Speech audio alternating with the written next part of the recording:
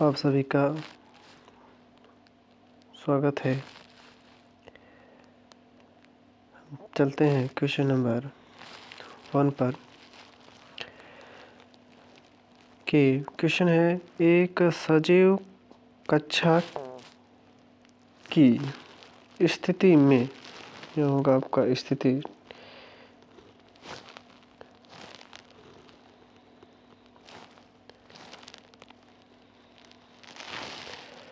एक सजीव कक्षा की स्थिति में यह हो सकता है कि ऑप्शन है, समय समय पर हंसी के फव्वारे उड़ाएं।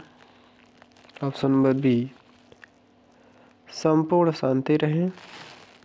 ऑप्शन नंबर सी, बार बार छात्र शिक्षक वार्तालाप हो।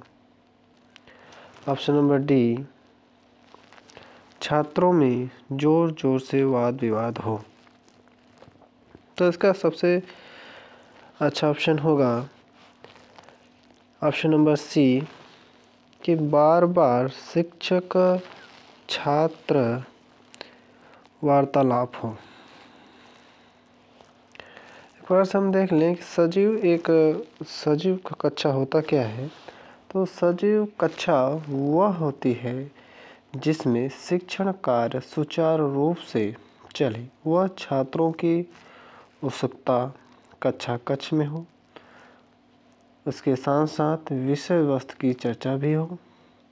इसके लिए यह होना चाहिए कि कक्षा कक्ष में शिक्षक वार्तालाप या शिक्षक छात्र वार्तालाप भी होनी चाहिए, ताकि छात्र की विषय से संबंधित जो उत्सुकताएं हैं, जो समस्याएं हैं, उन समस्याओं का हल किया जा सके। इस प्रकार से एक सजीव जो कक्षा होती है, सजीव कक्षा में बार बार छात्र शिक्षक वार्तालाप होनी चाहिए। इस प्रकार से ऑप्शन नंबर सी सही होगा। चलते हैं क्वेश्चन नंबर 2 पर। क्वेश्चन नंबर 2 है, छात्रों में शैक्षिक निष्पत्ति में सुधार लाया जा सकता है यदि उसके माँ बाप को प्रेरित किया जाए। तो इसमें ऑप्शन ए है, अपने बालकों के कार्य के निरीक्षण के लिए। ऑप्शन बी है, अतिरिक्त ट्यूशन की व्यवस्था करें। ऑप्शन सी है, इसके लिए चिंता न करें। ऑप्शन डी है, बार बार अध्यापक के साथ अंतःक्रिया करें। तो इसमें सबसे अच्छा आपका ऑप्शन ये होगा, ऑप्शन नंबर ए, कि अपने बालकों के कार्य के निरीक्षण के लिए। तो इस प्रकार से हम कह सकते हैं कि छात्रों की जो शैक्षिक निष्पक्ष है उसमें सुधार अगर लाना चाहते हैं तो यह भी होना चाहिए कि उनके माता पिता को अपने बालकों के कार्य के निरीक्षण के लिए प्रेरित किया जाना चाहिए। यह भी उन्हें जानना चाहिए कि यदि शिक्षक कक्षा में जो भी पढ़ाए हैं, यदि माता पिता, उन बालकों के माता पिता अपने बालकों के अधिगम कार्यों का निरीक्षण नहीं करेंगे तो उन्हें पढ़ने के लिए प्रेरित नहीं कर सकते हैं। बालकों के अधिगम का जो कार्य है, बालकों में जो सीखने की क्षमता है, उस पर भी प्रभाव पड़ना प्रारंभ हो जाएगा। इस प्रकार से कह सकते हैं कि बालकों का हमेशा माता पिता के द्वारा निरीक्षण किया जाना चाहिए। इस प्रकार ऑप्शन नंबर ए सही होगा। क्वेश्चन नंबर 3, अध्यापक के समन्वय का प्राथमिक उत्तरदायित्व किसका है। इसमें ऑप्शन है, ऑप्शन नंबर ए, बालकों का। ऑप्शन नंबर बी, प्रधानाचार्य का। ऑप्शन नंबर सी, स्वयं अध्यापक का। ऑप्शन नंबर डी है, समुदाय का। तो इसमें सबसे सटीक आंसर है आपका ऑप्शन नंबर सी, कि स्वयं अध्यापक का। ऑप्शन नंबर सी होगा, स्वयं अध्यापक का। नेक्स्ट क्वेश्चन चलते हैं, क्वेश्चन नंबर 4। अन्वेषणों ने यह दर्शाया है कि अध्यापकों के स्नायु तंत्र में अस्थिरता के प्राय लक्षण है। ऑप्शन नंबर देखते हैं कि ऑप्शन नंबर ए पाचन क्रिया का बिगड़ना, ऑप्शन नंबर बी विस्फोटक व्यवहार, ऑप्शन नंबर सी थकावट, ऑप्शन नंबर डी चिंता। तो अध्यापकों में स्नायु यंत्र अस्थिरता में प्राय जो लक्षण आते हैं वह थकावट के कारण उनका शिक्षण कार्य सही से नहीं हो सकता है। तो शिक्षण की प्रभावशीलता या प्रभावकारिता बनाना है तो उसमें जो स्नायु तंत्र की अस्थिरता है उसे सही करना पड़ेगा। इस प्रकार से ऑप्शन नंबर सी सही होगा। चलते हैं अगले क्वेश्चन पे। क्वेश्चन नंबर 5, निम्न में से अच्छा अध्यापक होने के लिए कौन सा गुण सबसे महत्वपूर्ण है? ऑप्शन दिया है ऑप्शन नंबर ए समय की पाबंदी और गंभीरता, विषय में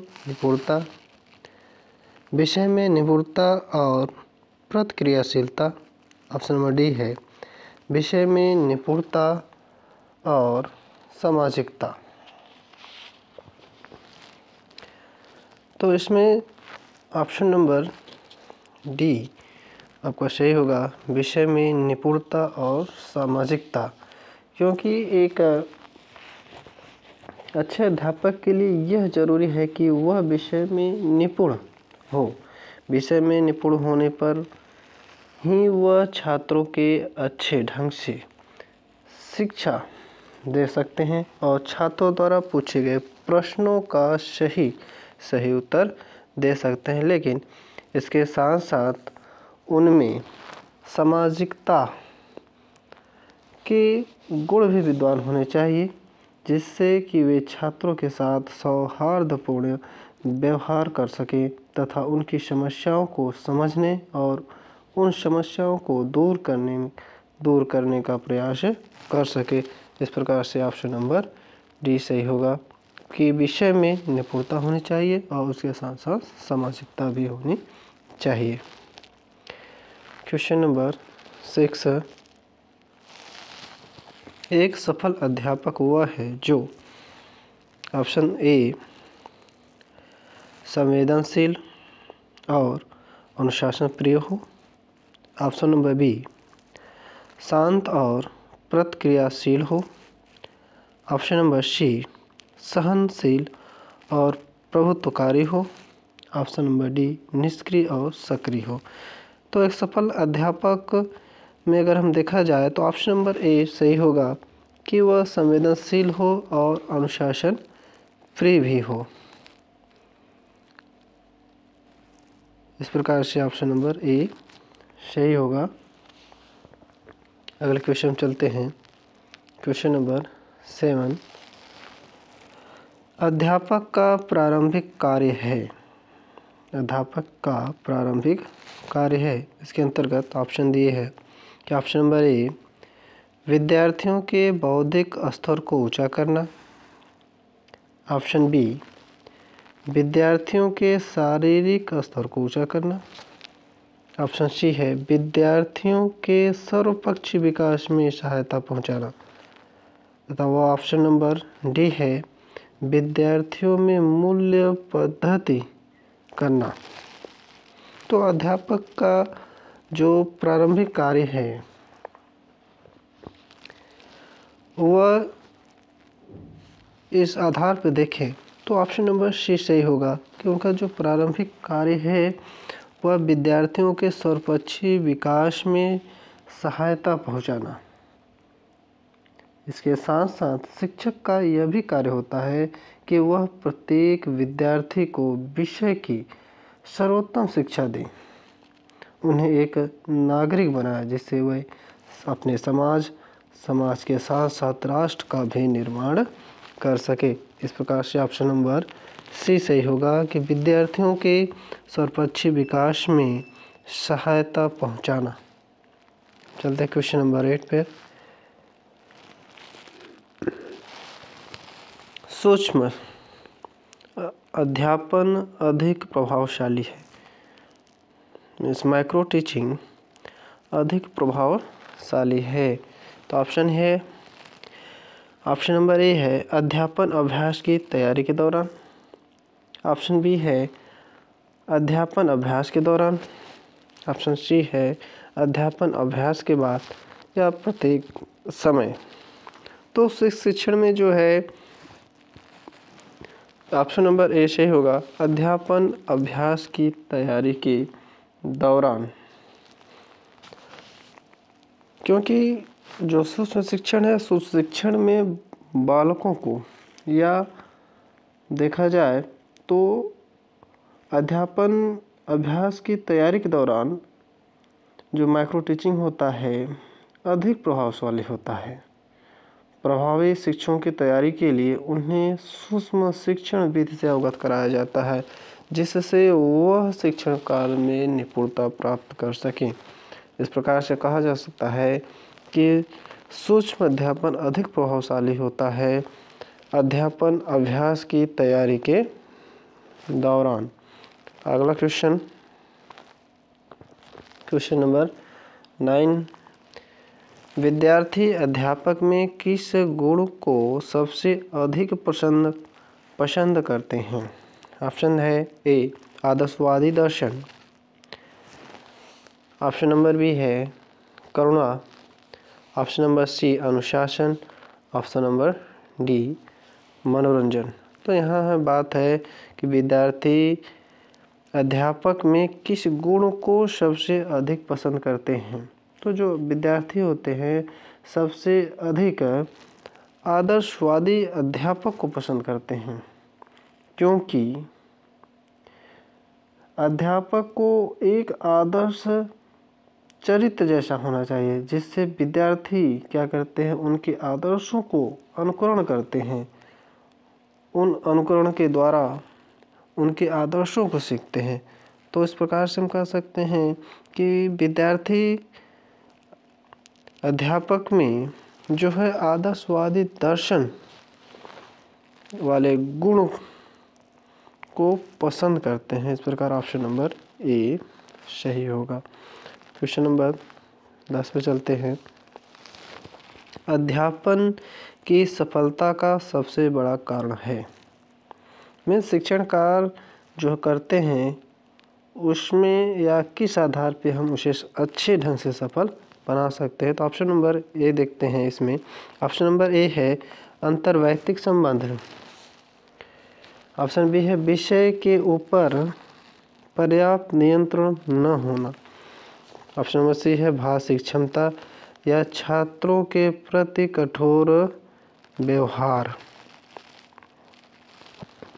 तो अध्यापन की यहाँ असफलता की बात हो रही है।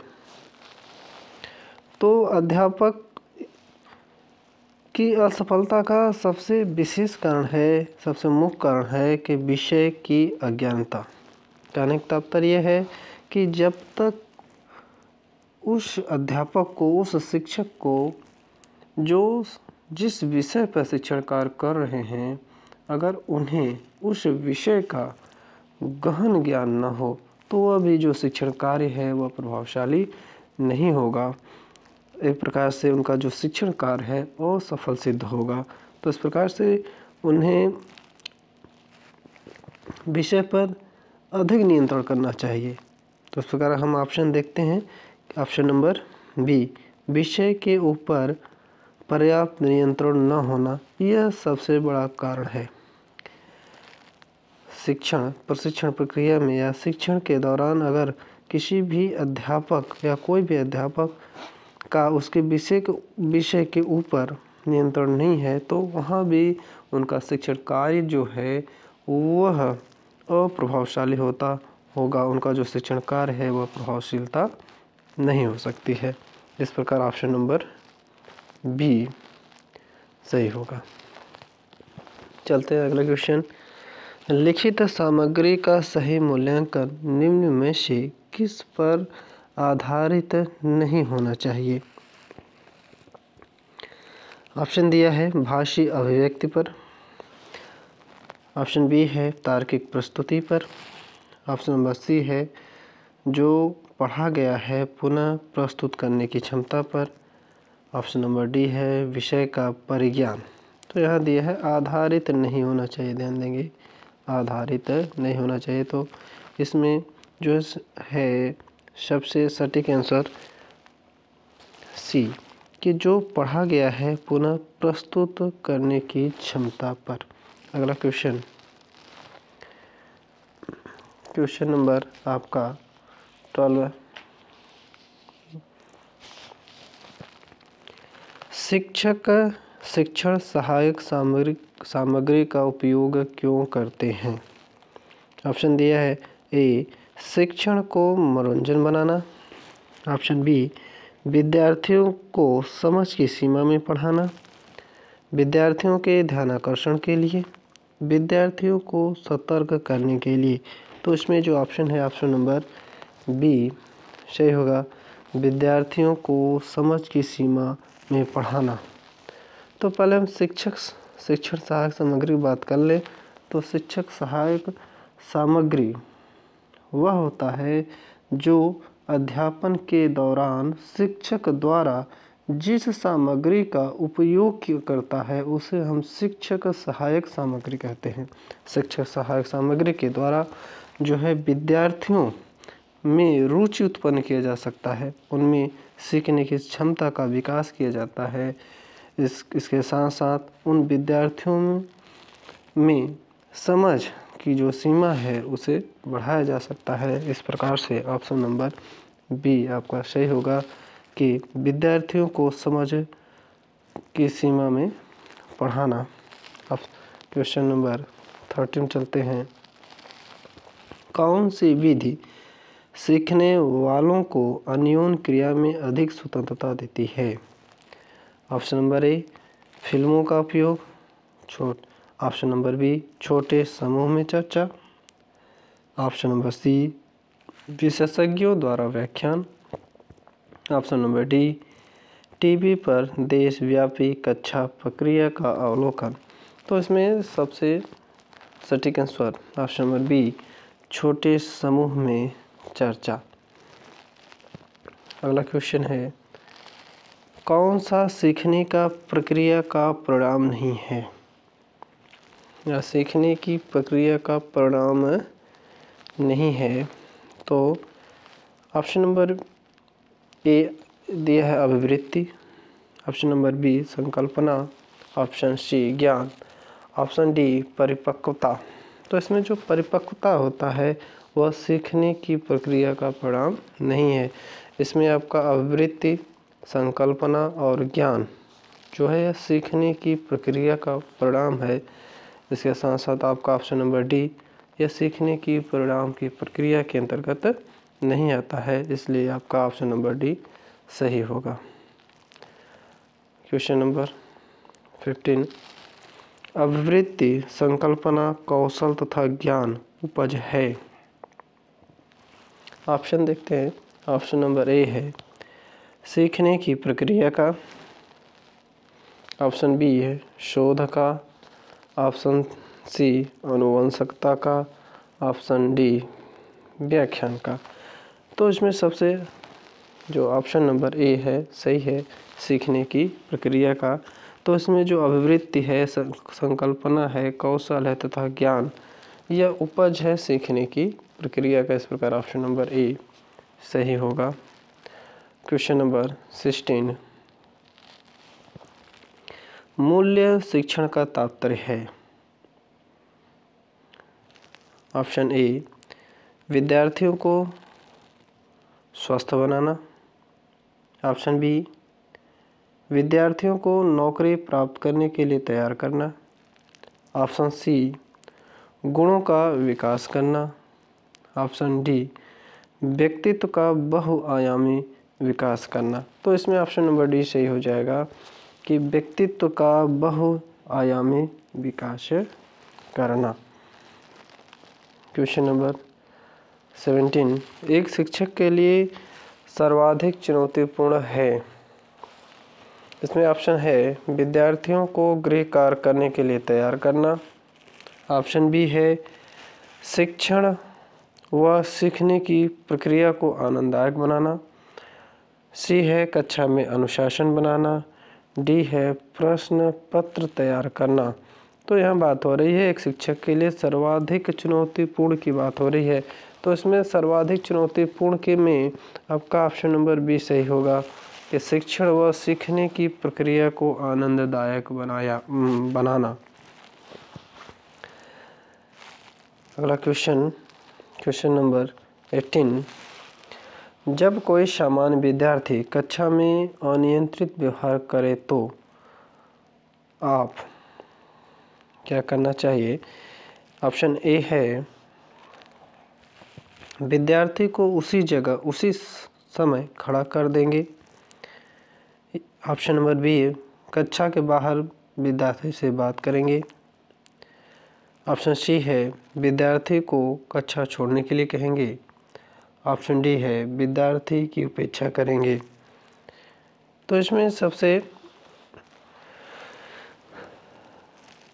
सटीक आंसर है आपका ऑप्शन नंबर बी, कक्षा के बाहर विद्यार्थी से बात करेंगे। याद रखने की बात है कि जब कोई सामान्य विद्यार्थी कक्षा में अनियंत्रित हो जाता है तो हम अगर उसे कक्षा में ही बोलते हैं, डांटते हैं, तो वह उसके व्यवहार में किसी प्रकार का कोई परिवर्तन नहीं हो सकता है। तो इस प्रक्रिया के दौरान उसे कक्षा के बाहर व्यक्तिगत रूप से समझाना चाहिए। अगर उसे व्यक्तिगत रूप से बात करेंगे तो उसके व्यवहार में परिवर्तन हो जाएगा। इस प्रकार से ऑप्शन नंबर बी सही हो। Question number 19। अध्यापक को मित्र, दार्शनिक एवं मार्गदर्शन की अभिव्यक्ति से गौरवान्वित किया गया है। इसका कारण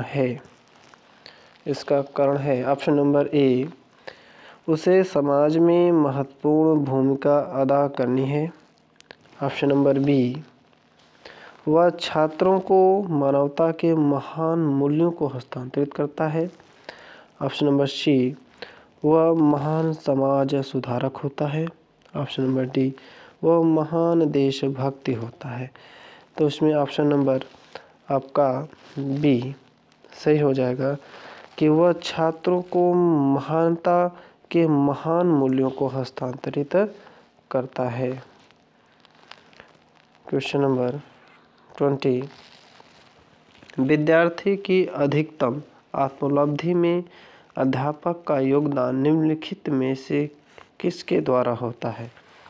तो ऑप्शन है पहला ऑप्शन, छात्रों की आवश्यकताओं की अनवरत पूर्ति द्वारा। ऑप्शन बी है छात्रों के क्रियाकलापों पर कठोर नियंत्रण द्वारा। ऑप्शन सी है छात्रों की आवश्यकताओं, लक्ष्यों एवं उद्देश्यों की प्राप्ति संवेदनशीलता द्वारा। ऑप्शन डी है शैक्षिक स्तर का कठोरता से क्रियान्वयन। तो इसमें ऑप्शन नंबर सी सही होगा कि छात्रों की आवश्यकताओं, लक्ष्यों और उद्देश्यों की प्राप्ति संवेदनशीलता द्वारा। इस प्रकार से ऑप्शन नंबर सी सही होगा।